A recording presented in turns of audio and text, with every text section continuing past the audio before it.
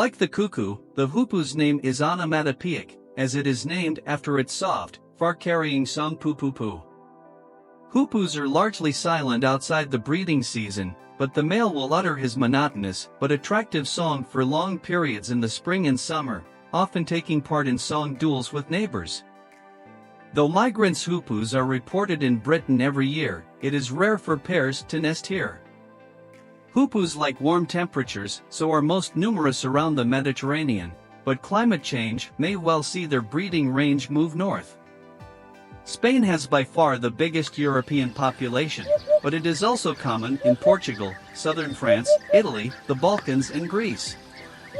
Hoopoes thrive best in areas of low-intensity farming with minimum use of pesticides.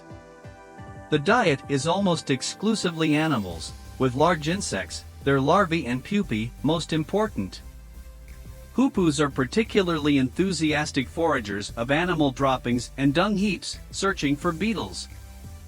They use their long, decurved beak to probe the ground.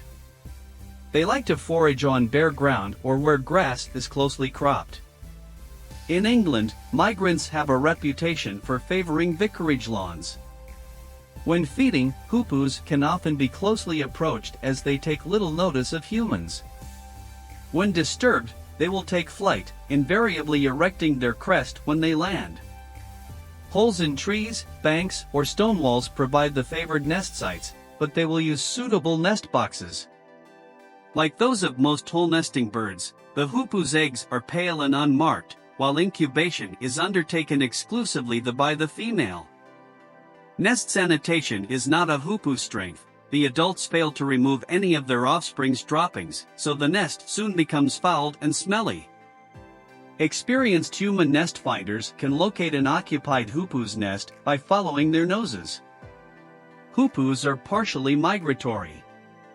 Most birds in the north of their range go south for the winter, as do many southern breeding birds, but a few remain on the breeding grounds all year round. No other European bird can be confused with the hoopoe, but it does have a very similar cousin in Africa. Hoopoes are widespread in India, and have been recorded on Mt. Everest at 26,000 feet. The male and female have almost identical plumage, but the female tends to be slightly duller than her mate. Juvenile hoopoes, fresh from the nest, look much like the female. Many superstitions surround the hoopoe, which is thought to be the favorite and confidant of King Solomon.